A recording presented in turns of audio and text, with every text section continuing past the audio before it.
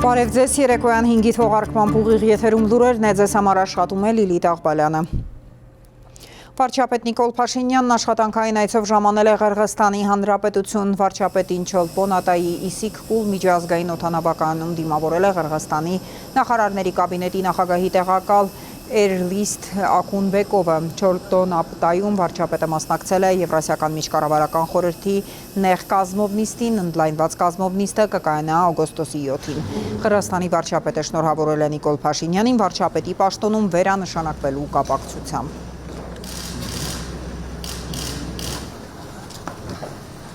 Уважаемые члены, пользуясь случаем, поздравляю вас, Никол Иванович. Կառավարության որոշմամբ 3 նախարարություններ կանվանափոխվեն դառնալով բարձր տեխնոլոգիական արդյունաբերության եւ արհեստական բանականության, աշխատանքի եւ բարեկեցության, արտաքին գործերի եւ միջազգային առևտրի նախարարություններ կառավարության առաջարկը կուղարկվի խորհրդարանի հաստատմանը։ Գործադիրի նիստին գլխավոր դատախազը նշել է, որ ապօրինի ծագում ունեցող գույքի բռնագանձման վճիրներով եւ հաշտություններով պետությանը վերադարձվել է 6 միլիարդ 300 միլիոն դրամ։ Անդրադառնալով կրթության ոլորտի բարեփոխումներին, վարչապետը ընդգծել է, որ բարեփոխումների ճանապարհին դանդաղում են, որովհետև գնում են փոխզիջումների եւ դրանից տուժում են երեխաները։ Կառավարությունը 5.6 միլիարդ դրամ կուղղի 61 մանկապարտեզի շինարարական ծրագրերին։ Նոր ձևավորված կառավարության առաջիկա անելիքներին ամբողջական անդրադարձ կլինի 2026-31 թվականների գործունեության ծրագրի քննարկումների ժամանակ։ Նոր անդամներով համալրված գործադիրի առաջին նիստին հայտարարեց վարչապետը։ Մեր գործունեության մի հսկայական հատվածը լինելու է շարունակականության ժանրի մեջ, բայց նաև ակնհայտ է, որ մենք պետք է անենք որոշ վերանայումներ, մեր աշխատանքը ավելի արդյունավետ իրականացնելու համար, այն ինչ նախորդող շրջանում չի ստացվել, մենք իհարկե պետք է վերլուծենք եւ վերլուծում ենք եւ վերլուծել ենք դրա պատճառները եւ պիտի անենք անհրաժեշտ հետեւություններ, իսկ այն ինչ ստացվել է, դա էլ պետք է վերլուծենք, վերլուծել ենք, վերլուծում ենք եւ պետք է առավել արդյունավետ մոտենանք հարցերին եւ փորձենք մեր աշխատանքը դարձնել առավել արդյունավետ։ Կառավարությունը 15 միլիարդ 65 միլիոն դրամ հատկացրեց 63.5 կիլոմետր ճանապարհների նորոգմանը, 76.4 կիլոմետր ճանապարհների միջին նորոգմանն ուղղվեց 3.7 միլիարդ դրամ, 1.6 միլիարդ դրամ կլաստերային դպրոցներ տանող 10.6 կիլոմետր ճանապարհների նորոգման համար։ Վարչապետը ուշադրություն հրավիրեց Սևանի շուրջ ճանապարհների նորոգման ծրագրերին։ Նորոգվողների ցանկում է նաև Ծովակ-Վարդենիս 9 կիլոմետր ճանապարհահատվածը։ Երկար մտածում ենք, թե ինչ տարբերակով է պետք առաջ գնալ, որովհետև ի սկզբանե նախագծվածը ինքը բավական մեծ բարձրություն էր նախատեսում, որը մենք հասկացանք, որ չարժի այդքան ծախս անել, որովհետև իրատեսորեն Սևանը այդքան չի բարձրանալու, որ այդքան բարձրացնելու անհրաժեշտություն ունենանք, դրա համար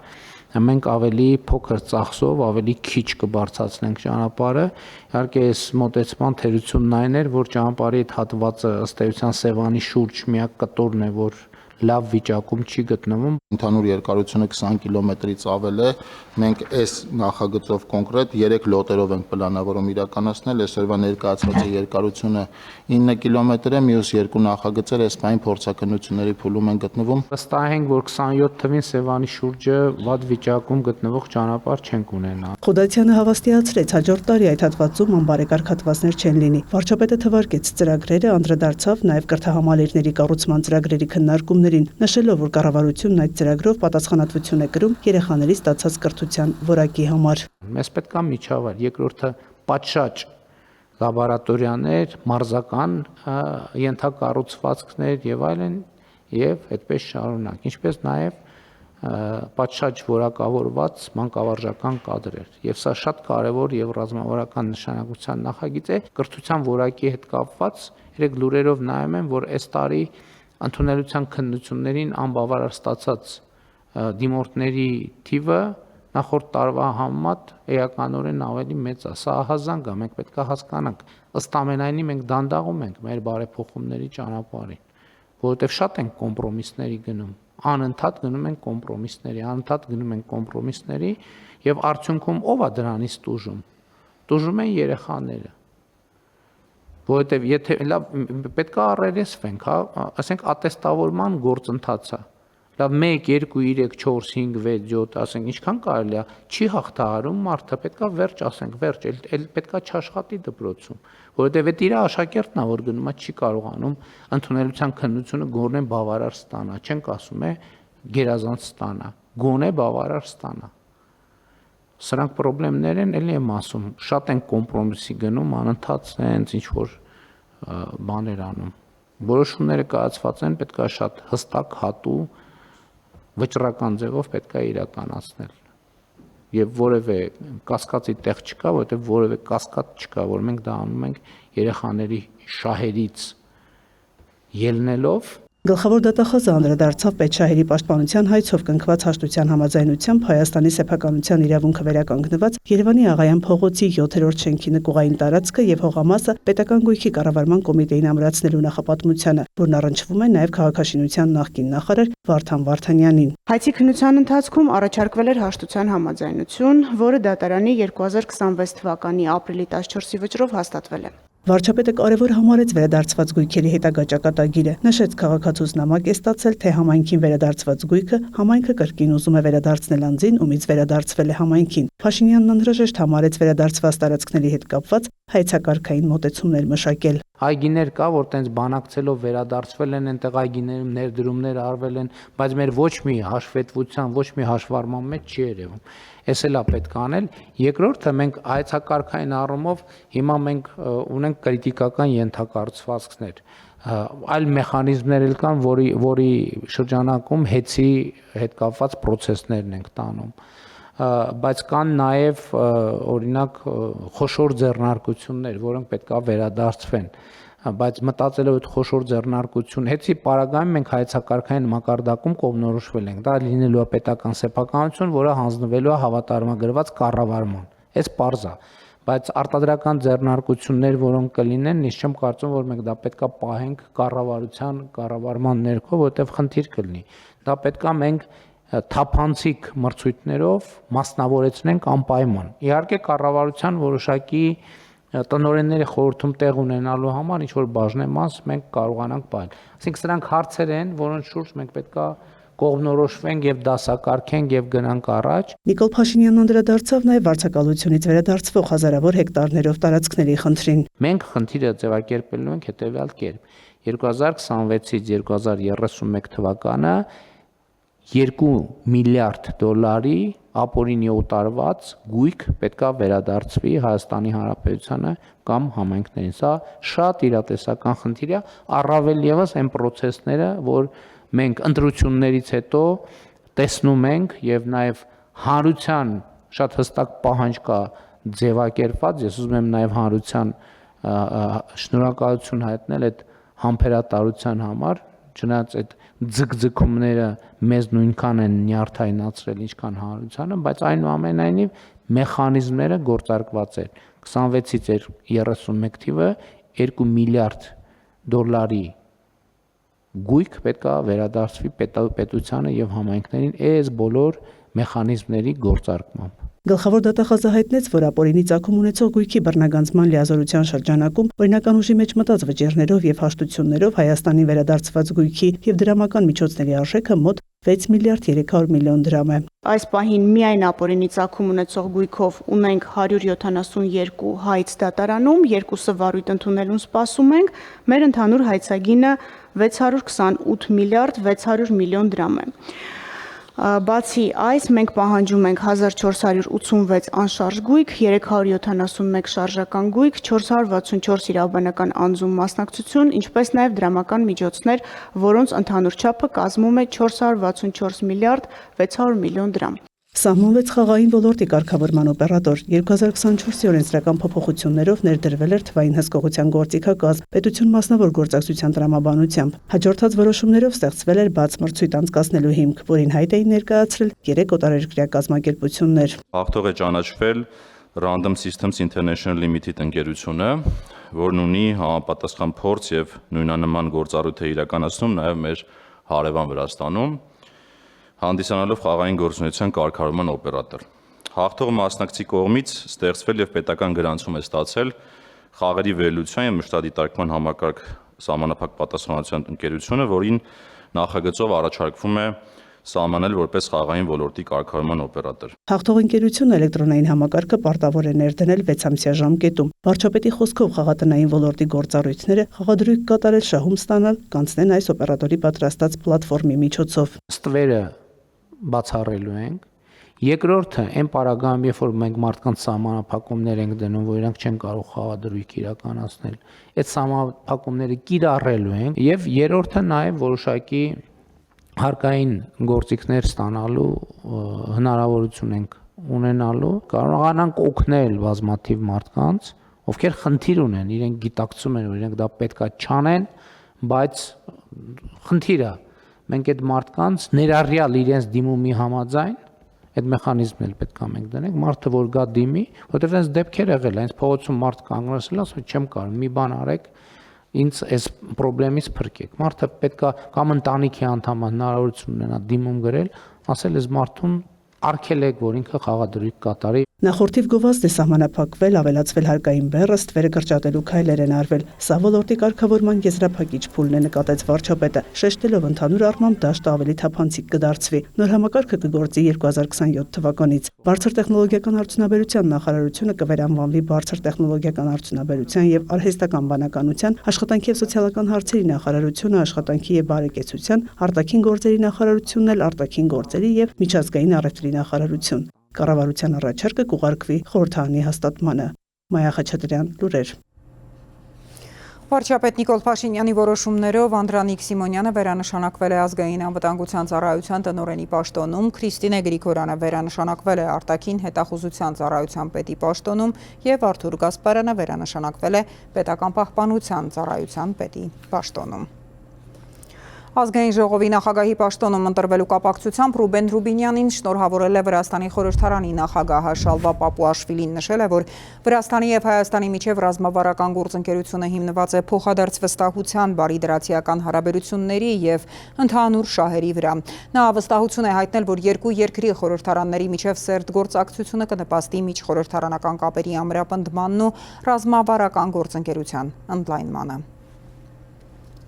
Երևանի եւ Իսլամաբադի միջև գործարար կապերը եւ մարդկանց միջև շփումները ներկայում զարգանում են, հայտարարել է Ռուսաստանում Պակիստանի դեսպանը Ֆեյսալ Նիազ Թիրմիզին, անդրադառնալով Պակիստանի եւ Հայաստանի միջև դիվանագիտական հարաբերությունների հաստատմանը ընդգծել է, որ Հայաստանը, Ադրբեջանը եւ Կովկասը շատ ընդհանրություններ ունեն Պակիստանի հետ։ Ռուսաստանի փոխվարչապետ Օվերչուկի խոսքով Ռուսաստանի եւ Հայաստանի միջև առևտրաշրջանառությունը նախորդ տարվա համեմատ կտրուկ նվազել է եւ այդ միտումը կշարունակվի։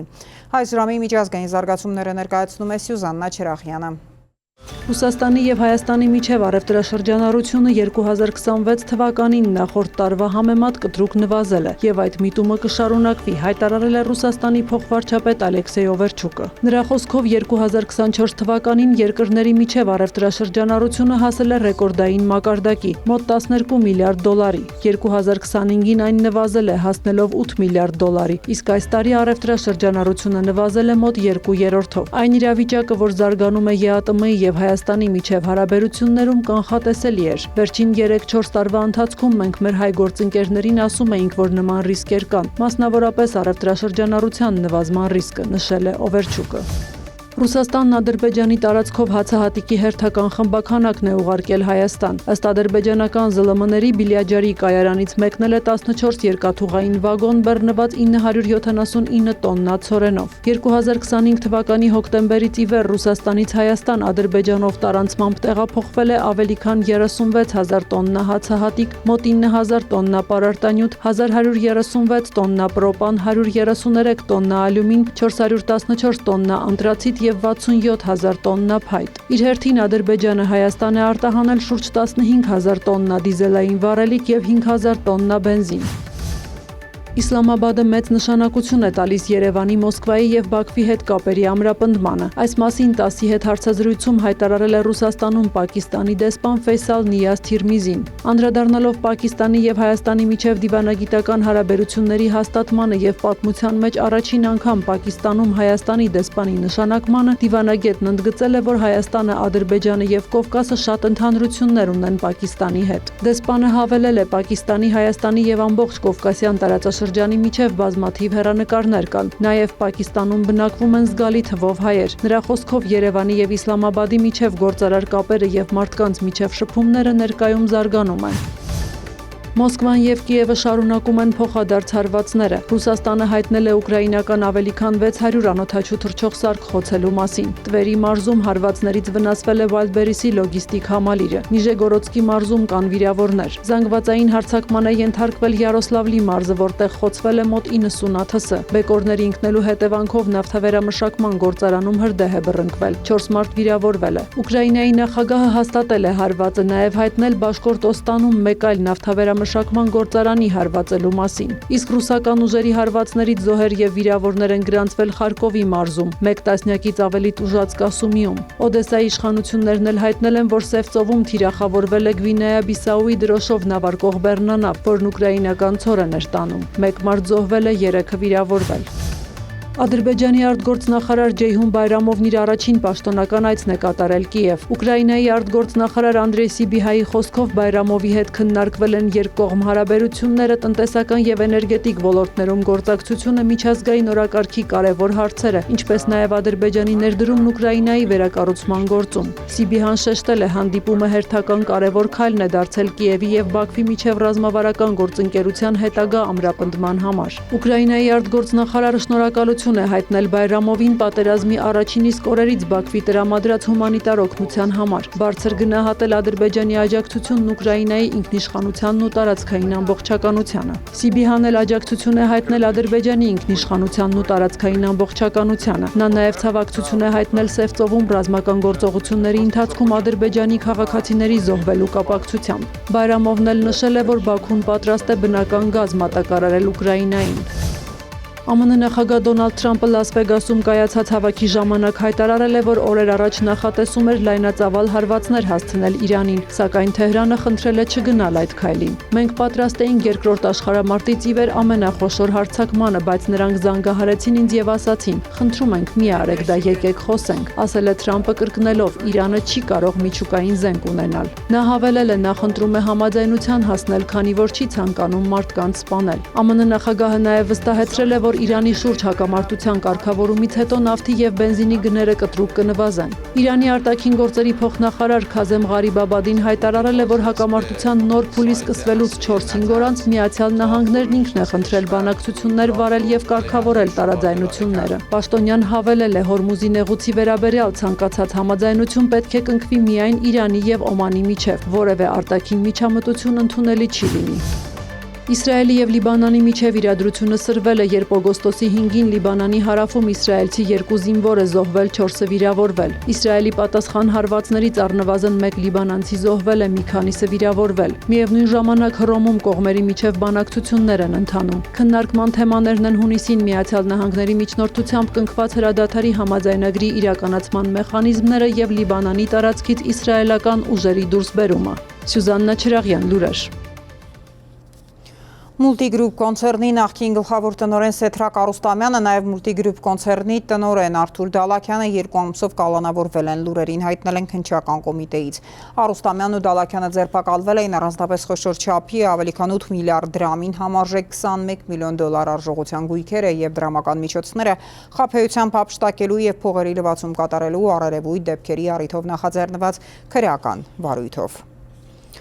Գագիկ Ծառուկյանին եւ Սեթրակ Արուստամյանին նոր մեղադրանքի առաջադրվել առանձնապես խոշոր չափի շորթման եւ փողերի լվացման համար, ըստ քննչական կոմիտեի նրանք սպառնալիքի գործադրմամբ լիբանանահայ գործարարից հափշտակել են մոտ 2.5 միլիոն դոլար արժողությամբ ընկերության 50% բաժնեմաս, ապա փորձել օրինականացնել դրա հանցավոր ծագումը։ Քննչական կոմիտեն նշել է, որ երկուսն էլ արդեն կալանավորված են մեկ այլ քրեական վարույթով, ուստի այս գործով նրանց նկատմամբ խափանման միջոց չի ընտրվել։ Նշվում է, որ Ծառուկյանը 2008 թվականին ծանոթացել է լիբանանահայ գործարարի հետ եւ առաջարկել համատեղ իրականացնել ոսկյա զարդերի վաճառք։ Ընկերությունը 2009-ին պետական գրանցում է ստացել, որտեղ 50% բաժնեմասերով բաժնետերեր են գրանցվել Ծառուկյանը եւ գործարարը, իսկ ընկերության գլխավոր տնօրեն է ընտրվել Արուստամյանը։ 2010 թվականին Ծառուկյանի Առինջ գյուղում գտնվող առանձնատան այգում նրանք գործարարի նկատմամբ բռնություն գործադրելու սպառնալիքով պահանջել են Արուստամյանին փոխանցել ընկերության կանոնադրական կապիտալում իր ունեցած 50% բաժնեմասը, այդ կերպ բռնություն գործադրելու սպառնալիքով կատարելով առանձնապես խոշոր չափի $2.5 միլիոն շորթում։ Քրեական վարույթի նախաքննությունը շարունակվում է։ Այսքանը, ծանոթացեք նաև մարզական նորություններին։ Ֆուտբոլի Անգլիայի գործող չեմպիոն Լոնդոնի Արսենալը Իռլանդիայի մայրաքաղաք Դուբլինում ընկերական հանդիպում է անցկացրել իսպանական Բետիսի հետ եւ զիջել 1-3 հաշվով։ Հաշիվը 9-րդ րոպեին բացել է իսպանական ակումբի կիսապաշտպան Ռոդրիգո Ռիկելմեն։ 26-րդ րոպեին Նելսոն Դեոսան կրկնապատկել է Բետիսի առավելությունը 30 մետր հեռավորությունից գրավելով զինագործների դարպասը։ Ընդամենը 6 րոպե անց լոնդոնցիների պաշտպան Պիերո Ինկապիեն կրճատել է հաշվի տարբերությունը, սակայն միջև ընդմիջում Պաբլո Ֆորնալսը խփել է Բետիսի 3-րդ գնդակն ու ձևակերպել հանդիպան վերջնական հաշիվը։ Ֆրանսիայի չեմպիոն եւ Չեմպիոնների լիգայի գավաթակիր Պարիս Սեն-Ժերմենն էլ ընկերական խաղում հյուրընկալվել է իսպանական Մալյորկային եւ պարտվել 0-3 հաշվով։ Մալյորկայի կազմում գոլի հեղինակ են դարձել Զիտու Լուվումբոն, Ժան Վիժիլին եւ Անտոնիո Ռաիլյոն։ Անգլիական Նյուքասլը հայտարարել է Մաթիաս Յայսլեին գլխավոր մարզչի պաշտոնում նշանակման մասին։ Պայմանագիրը նախատեսված է 4 տարով։ 38-ամյա մասնագետի նախորդ ակումբը Ալ Ահլին էր։ Նյուքասլը 11 միլիոն եվրո փոխհատուցում է վճարել Ալ Ահլիին, որը նրա գլխավորությամբ 2 անգամ նվաճել է ICA Չեմպիոնների լիգայի գավաթը։ Մաթիաս Յայսլեն Նյուքասլի գլխավոր մարզչի պաշտոնում փոխարինել է Էդի Հաուին։